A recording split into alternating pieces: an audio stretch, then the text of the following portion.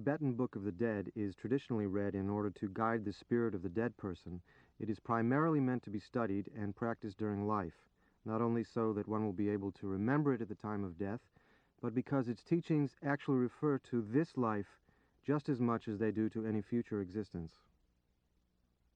Buddhism teaches that nothing is static or permanent. Life is a continuous flow of interconnected moments. The nature of each moment is determined by what has gone before, just as one's next birth is determined by one's actions during this lifetime. So we can say that life and death are actually both taking place at every instant. The word bardo means an intermediate state, a gap or period of suspension when one situation has come to an end and another has not yet developed. It occurs in the interval between two states of mind as well as between states of existence, such as birth and death. Any everyday situation of hesitation or uncertainty or of inner conflict between opposing emotions contains characteristics of the intermediate state. So do those extremes of emotion when one is on the edge of complete exhaustion or feels one is approaching the borderline of insanity. At such moments of concentrated energy, one may suddenly enter a neutral state in which one feels completely free, calm, and detached. This is an intuitive glimpse of the ground of being, the nature of mind itself. It is called dharmata, the essence of things as they really are. It is described as indivisible emptiness and luminosity. Just before death, a dying person's consciousness becomes progressively more and more detached from the external world and from the body, until it is completely concentrated within, and there is an experience of a sense of internal glow or luminosity. This is called the bardo of the moment before death. After death, the consciousness is freed from the limitations of the physical body and is able to perceive a subtle level of existence where everything manifests as sounds and colors instead of solid material forms. Underlying all these appearances is a luminosity, the light of reality, and if one can recognize that and merge with it, one reaches the absolute level of dharmakaya. If one is unable to let go into that state, visions of the Buddhas and other divine beings appear, first in peaceful forms and then in wrathful forms, offering many different approaches to enlightenment. At the same time, our memories of the ordinary world of suffering, or samsara, also beckon us, appearing as paths of colored light leading us to future rebirth in one of the 6 realms of existence. Next come terrifying experiences of judgment by Mara, the Lord of Death, and the pursuit and torture by avenging demons. The fundamental teaching of the whole text is to recognize that these visions are the projections of one's own mind. As soon as one realizes this, one is liberated from the visions. Finally, if one has been unable to recognize this, one enters the bardo of becoming, the transition to a future birth in one of the 6 realms. Even at this point, there are still opportunities to recognize the luminosity, because the focus of the mind is concentrated by intense fear. Instead of escaping into a new form of existence, the consciousness in the bardo can stop and confront this fear, and so attain liberation from it. If this fails, the text gives instructions on choosing a new birth that will be of benefit to oneself and others. All these situations described in the Tibetan Book of the Dead can be seen as symbolic or visionary pictures of events and experiences in human life. For instance, even at the last minute, there is always the possibility of refusing to give in to anger or passion, refusing to be caught up in that world, and preventing the birth of some seemingly inevitable situation. The 6 realms of existence represent both the various states of mind into which our consciousness is continually reborn and the different ways of experiencing the world. They arise from the instinctive emotional reactions to the openness and brilliance of the luminosity. The realm of hell, the lowest of the 6 realms, is the most intense, dominated by aggression, hatred, and anger. Hell can be burning hot, an environment of claustrophobic terror, or icy cold, a frozen isolation that results from pride and resentment towards others. The realm of hungry ghosts develops from greed, a hunger that continually increases and can never be satisfied. Possession brings no pleasure to the hungry ghost, only searching and grasping matter, so there is a sense of endless frustration and disappointment, even though one is surrounded by food and wealth. The animal realm arises from ignorance. It is a deliberate turning away, playing deaf and dumb so as to avoid the brilliant light of reality. It can create a comfortable, predictable way of life, but one that is also very mechanical and without any sense of humor, unable to respond to the unexpected or the unknown. The human realm is based on passion and enjoyment. It contains qualities of exploration, striving, and creativity that may lead to success and fulfillment, but also suspicion and doubt that continually undermine the sense of achievement. The realm of the jealous gods is based on a fundamental sense of jealousy or envy, as though the very existence of others is a threat to one's own survival. Here, no relationship is possible without intrigue. One must always be on one's guard against hidden enemies and on the watch for opportunities to win, either by diplomacy or superior strength. The realm of gods develops from pride, an instinctive self-consciousness which arises when faced with the impersonal openness of the luminosity. It is the highest realm of self-development, pleasure, and peace, with the feeling that one is invincible and immortal. We can easily recognize in these 6 realms the familiar psychological states of daily life, but at the same time we always possess within us inherent Buddha nature, the latent possibility of enlightenment, which appears as aspects of wisdom or enlightenment corresponding to our particular tendencies. In the intermediate state, they manifest as the 5 Tathagatas, or Buddhas, inviting us to dissolve into the rays of light that stream out from their hearts.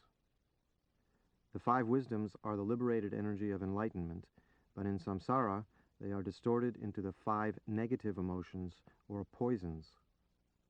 They are also known as the 5 families, to which all living things belong.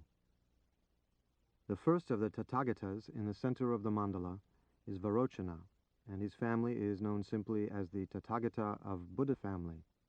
It is associated with the basic poison of confusion or ignorance, which it deliberately ignores and out of which all the other poisons evolve.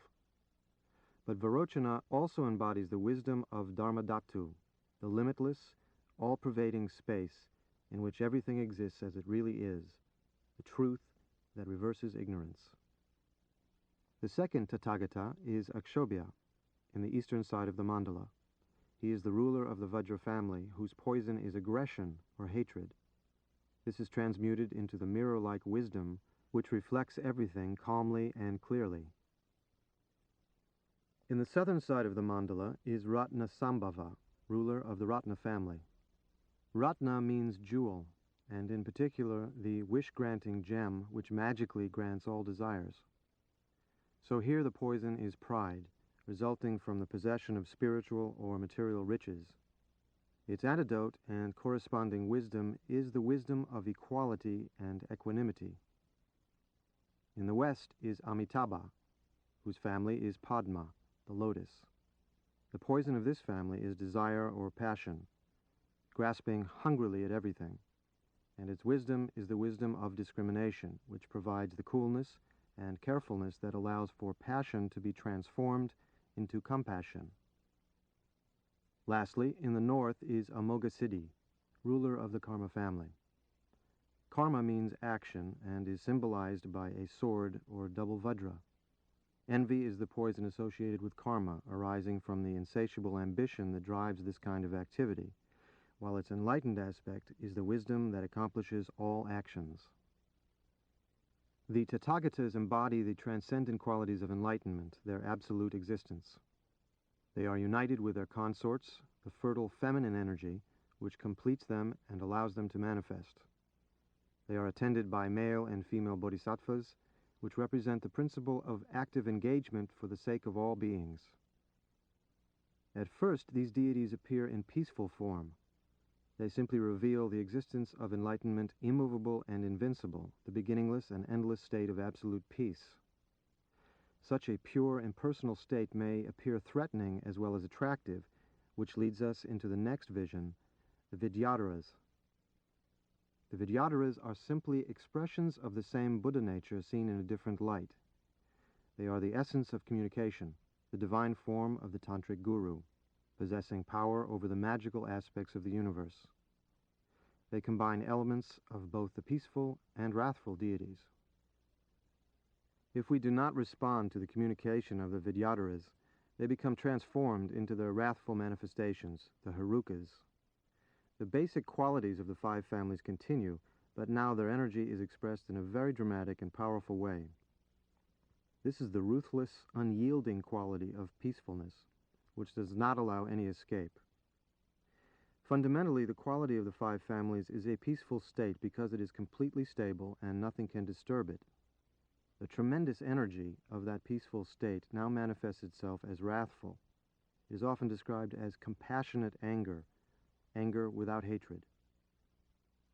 These transformations, too, have counterparts in our own lives. As their active energy increases, not only do the possibilities for insight increase, but also the possibility of danger. For instance, psychic experiences and the awareness of the magic of life belong to the realm of the Vidyadharas, while the activity of the Herukas might be felt as an accident or a sudden shock that wakes one up to reality. After the Herukas, a whole crowd of other fierce and terrifying deities appears, each symbolizing a specific quality of enlightenment and carrying out a particular function of the individual consciousness. Again and again we are reminded that these visions come from our mind, and we need only recognize them as our own projections in order to be liberated from them. In the text, it says that all this is meant to remind the dead person of what he has already practiced during his life. But we can still use the essential principles of the teaching to help those who are not familiar with it by opening our minds to them and transmitting our own sense of warmth, stability, and confidence. If one is close to someone who is dying, it is very important to be truthful about what is happening, so that there is complete mutual trust, friendship, and communication. As the person's physical and mental condition deteriorates, he or she develops a higher awareness of the surrounding emotional atmosphere, so that one's own state of mind is extremely important and becomes part of the dying person. It is impossible to know what someone in the intermediate state is going through, or whether you are still having any real contact with a person. But the essential thing is to continue to provide this stable environment so that automatically the consciousness in the bardo will be attracted to that. When one listens to the Tibetan Book of the Dead, although all the symbolic details are significant, it is not necessary to analyze and remember them all in order to benefit from the text. All these details contribute to overwhelming emotional impressions. Just listening in a relaxed, open, and attentive state of mind will make us receptive to their inner meaning, and we will be able to recognize them as experiences in our own lives and understand their symbolism intuitively. The Tibetan Book of the Dead. Homage to the Gurus, the three Kayas, Amitabha, infinite light, the Dharmakaya, peaceful and wrathful lotus deities, the Sambhogakaya, Padmasambhava, protector of beings, the Nirmanakaya. This great liberation through hearing, the means of liberation in the bardo for yogins of average capacities, is in three parts: the introduction, the main subject matter, and the conclusion. Firstly, the introduction, the means of liberating human beings. First of all, one should have studied the instructions, which should certainly liberate those of the highest capacities. But if they do not, one should practice the ejection of consciousness, which liberates spontaneously as soon as it is thought of in the bardo of the moment before death. This should certainly liberate yogins of average capacity, but if it does not, one should strive in this great liberation through hearing in the bardo of Dharmata. Therefore, the yogin should first examine the sequence of signs of death according to the spontaneous liberation of the signs of death. And when they are definitely completed, he should effect the ejection of consciousness, which liberates spontaneously as soon as it is thought of. If ejection is effected, there is no need to read the liberation through hearing. But if not, it should be read clearly and precisely, close to the dead body. If the body is not present, one should sit on the dead person's bed or seat and, proclaiming the power of truth, call on his consciousness and read, imagining him sitting in front listening. At this time, sounds of crying and weeping are not good, so his relatives should be shut out. If the body is present, then during the interval between the ceasing of the breath and the ceasing of pulsation in the arteries, his guru, or a Dharma brother or sister whom he loved and trusted, should read this great liberation through hearing close to his ear. The teaching of the liberation through hearing. An elaborate offering should be made to the 3 jewels if the materials are available, but if they are not available, one should set out whatever there is and visualize the rest without limit. One should say the inspiration prayer calling on the Buddhas and Bodhisattvas for rescue 7 or 3 times. Then loudly recite the inspiration prayer for the deliverance from the dangerous pathway of the bardo and the main verses of the bardo. Then read the great liberation through hearing 7 or 3 times. It is in 3 parts, showing the luminosity in the bardo of the moment before death, the great reminder of showing in the bardo of dharmata, and the instructions for closing the entrance to the womb of becoming. First, showing the luminosity in the bardo of the moment before death. By having this read to them, all kinds of ordinary people who have received teachings but have not recognized although they are intelligent, or who have recognized but have practiced little, will recognize the basic luminosity and bypass the bardo experience to reach the unoriginated Dharmakaya. The method of instruction. It is best if his principal guru from whom he requested teaching can be present, but otherwise a Dharma brother or sister with whom he has taken the Samaya vow, or a spiritual friend in the same lineage. If none of these are to be found, then someone who can read aloud clearly and precisely should read it several times.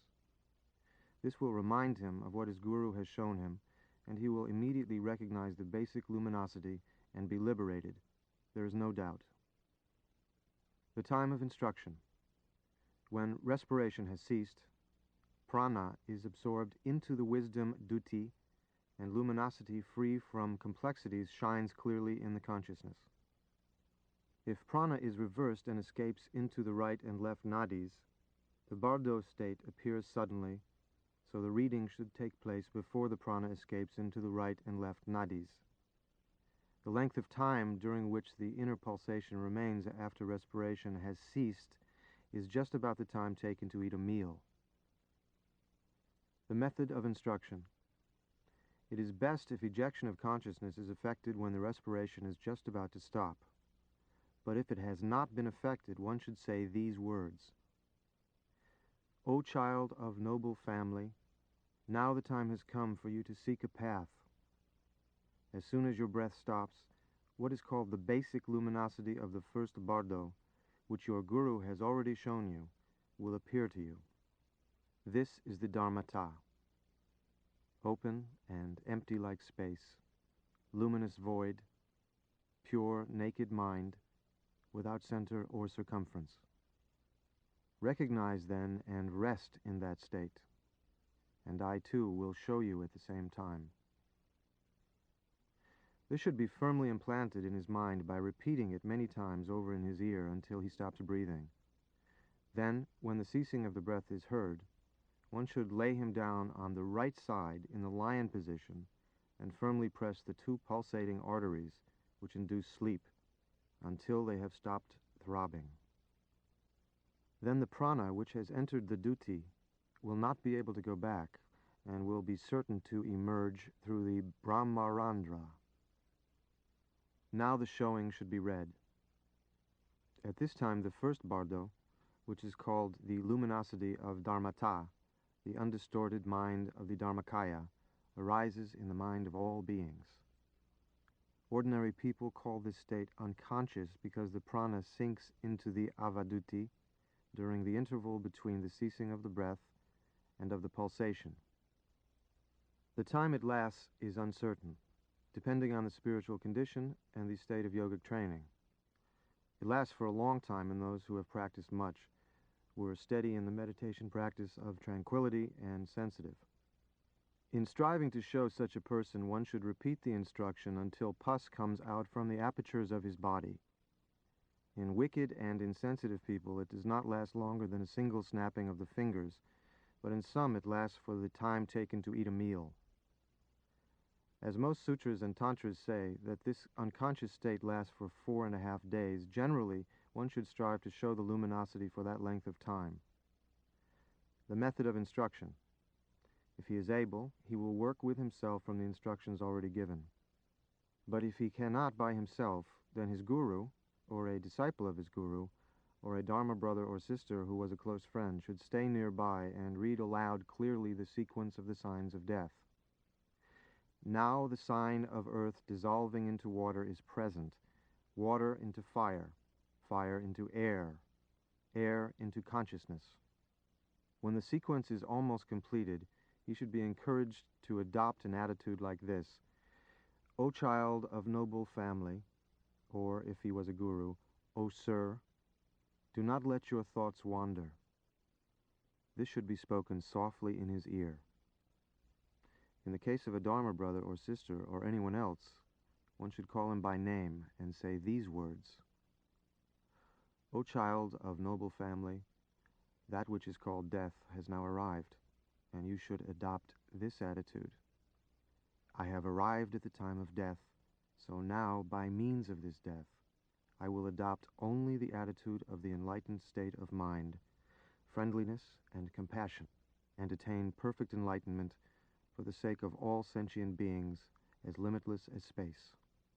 With this attitude, at this special time, for the sake of all sentient beings, I will recognize the luminosity of death as the Dharmakaya, and attaining in that state the supreme realization of the great symbol, I will act for the good of all beings.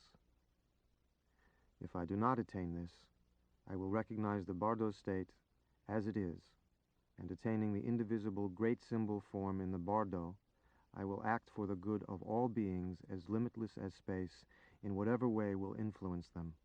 Without letting go of this attitude, you should remember and practice whatever meditation teaching you have received in the past.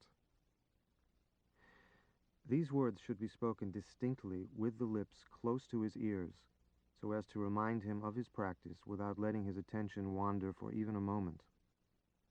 Then, when respiration has completely stopped, one should firmly press the arteries of sleep and remind him with these words, if he was a guru or a spiritual friend higher than oneself: Sir, now the basic luminosity is shining before you. Recognize it and rest in the practice. And one should show all others like this: O child of noble family, listen. Now the pure luminosity of the Dharmata is shining before you. Recognize it. O child of noble family, at this moment your state of mind is by nature pure emptiness. It does not possess any nature whatever, neither substance nor quality such as color, but it is pure emptiness. This is the Dharmata, the female Buddha Samantabhadri. But this state of mind is not just blank emptiness. It is unobstructed, sparkling, pure, and vibrant. This mind is the male Buddha Samantabhadra. These two, your mind, whose nature is emptiness without any substance whatever, and your mind, which is vibrant and luminous, are inseparable. This is the Dharmakaya of the Buddha.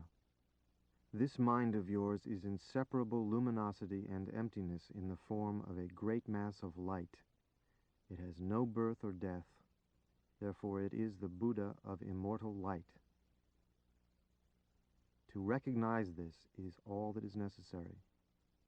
When you recognize this pure nature of your mind as the Buddha, looking into your own mind is resting in the Buddha mind. This should be repeated 3 or 7 times clearly and precisely. Firstly, it will remind him of what he has previously been shown by his guru. Secondly, he will recognize his own naked mind as the luminosity. And thirdly, Having recognized himself, he will become inseparably united with the Dharmakaya and certainly attain liberation. If he recognizes the first luminosity, he will be liberated. But if it is feared that he has not recognized the first luminosity, then what is called the second luminosity will shine, and that comes when a little more than the time taken to eat a meal has passed after the respiration has ceased. According to good or bad karma, the prana escapes into the right or left nadi and comes out through the apertures of the body, and the consciousness suddenly becomes clear. To say that this lasts for the time taken to eat a meal depends on whether he is sensitive or insensitive and on whether or not he has practiced. Then his consciousness emerges and he does not know whether he is dead or not. He will see his relatives gathered there just as before and hear their cries. During this time, when the violent, confused projections of karma have not yet appeared and the terrors of the lords of death have not yet come, the instructions should be given. Here there is a distinction between the perfection stage and the generation stage. If he was working on the perfection stage, one should call his name 3 times and repeat the instructions given above for showing the luminosity. If he was working on the generation stage, one should read aloud the sadhana and description of his yidam, and remind him with these words: O child of noble family, meditate on your yidam and do not be distracted. Concentrate intensely on your yidam. Visualize him as an appearance without substance of his own, like the moon in water. Do not visualize him as having a solid form. If he is an ordinary person, one should show him by saying, meditate on the Lord of great compassion. There is no doubt that those who have not recognized the bardo will grasp it by being shown in this way. But those who were not adept in meditation, even if they were shown by their guru while they were still alive, will not be able to clarify the bardo state by themselves, so that their guru or dharma brother or sister must make it clear. And it is necessary for someone to instruct those who cannot remember during the bardo of the moment before death because they were confused by serious illness, even though they were adept in meditation. It is also extremely necessary for those who, although they were formerly adept in meditation on this path, may enter into lower existences because they have broken the precepts or because their samaya practice has degenerated. It is best if he understands during the first bardo, but if he has not understood, his insight is awakened by the reminder in the second bardo, and he will be liberated. During the second bardo, his consciousness, which did not know whether he was dead or not, suddenly becomes clear. This is called the pure illusory body. If he understands the teaching at this time, the mother and son dharmatas meet, and he is no longer dominated by karma. Just as the light of the sun overcomes darkness, so the power of karma is overcome by the luminosity of the path, and liberation is attained. This, which is called the second bardo, flashes before the mental body, and the consciousness is able to hear again just as before. If this instruction is understood at this time, its purpose is fulfilled, and since the confused projections of karma have not yet appeared, he is able to direct himself anywhere.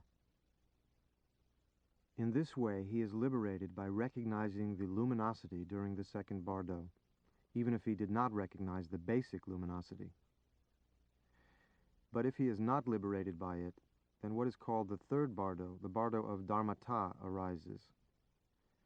The confused projections of karma will appear in the third bardo, so it is most important that the great showing of the bardo of dharmata is read at this time, for it is very powerful and helpful.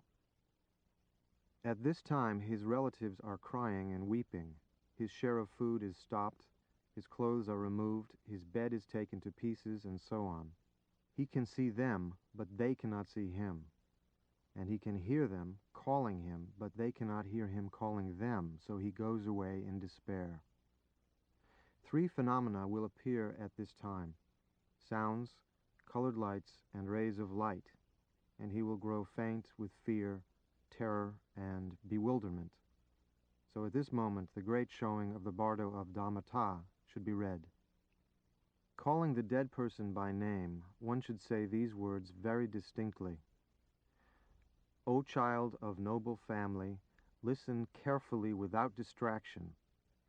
There are 6 bardo states: the bardo of birth, the bardo of dreams, the bardo of samadhi meditation, the bardo of the moment before death, the bardo of dharmata, and the bardo of becoming.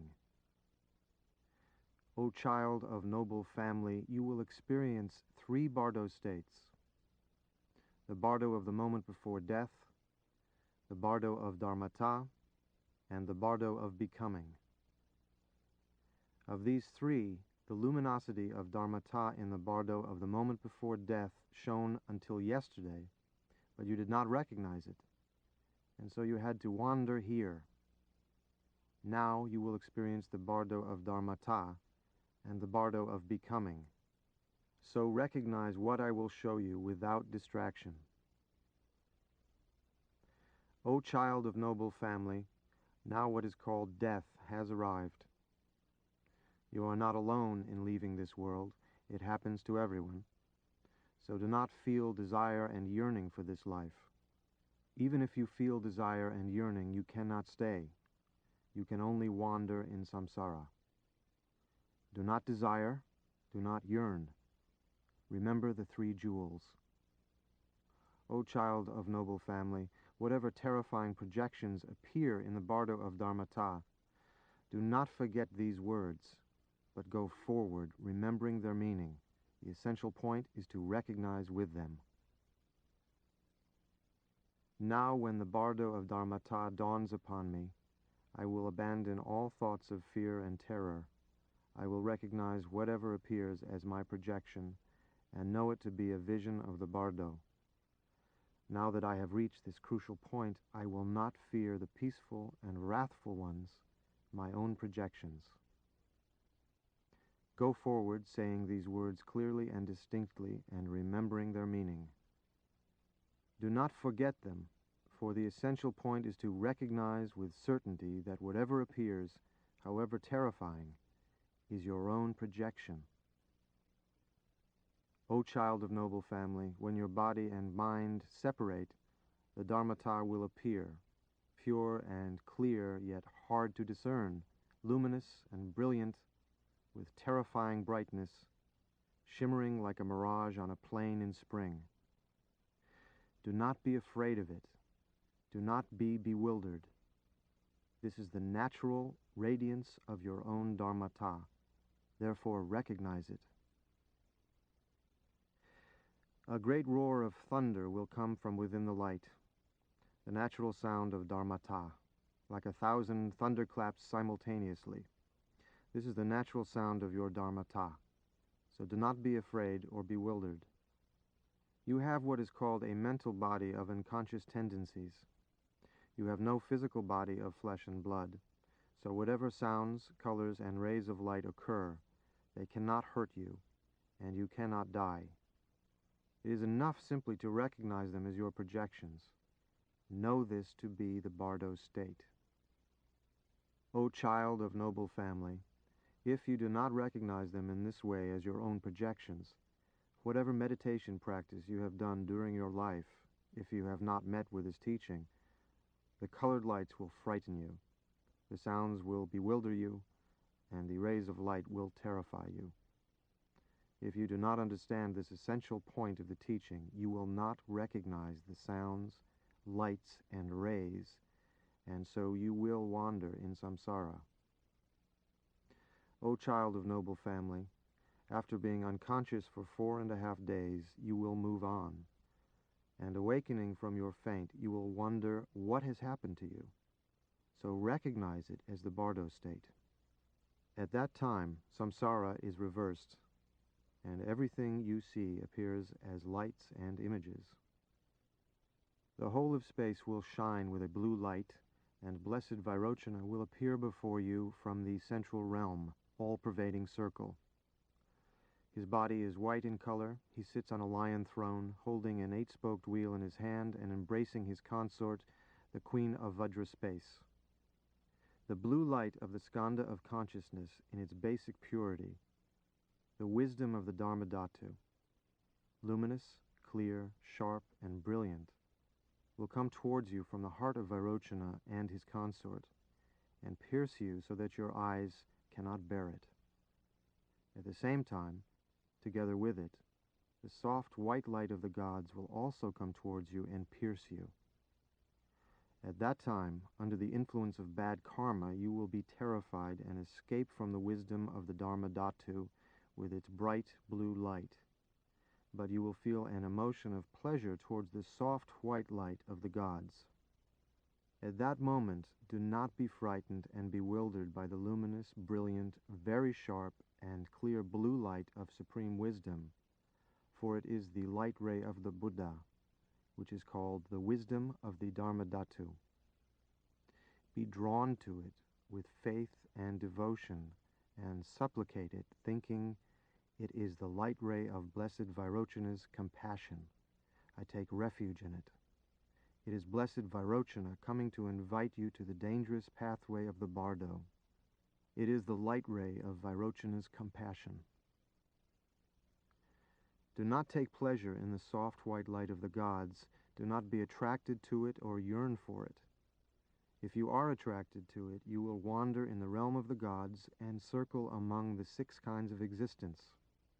It is an obstacle blocking the path of liberation, so do not look at it, but feel longing for the bright blue light, and repeat this inspiration prayer after me with intense concentration on Blessed Vairochana. When through intense ignorance I wander in samsara, on the luminous light path of the Dharmadhatu wisdom, may Blessed Vairochana go before me, his consort, the Queen of Vajra space, behind me. Help me to cross the bardo's dangerous pathway and bring me to the perfect Buddha state.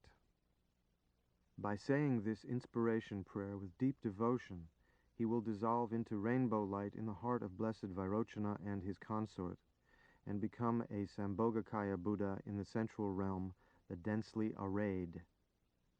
But if, even after being shown, he is afraid of the lights and the rays because of his aggression and veils of error, and he escapes, and if he is confused even after saying the prayer, then on the 2nd day, Vajrasattva's circle of deities will come to invite him, together with his bad karma, which leads to hell. So, to show him, one should call the dead person by name and say these words: O child of noble family, listen without distraction.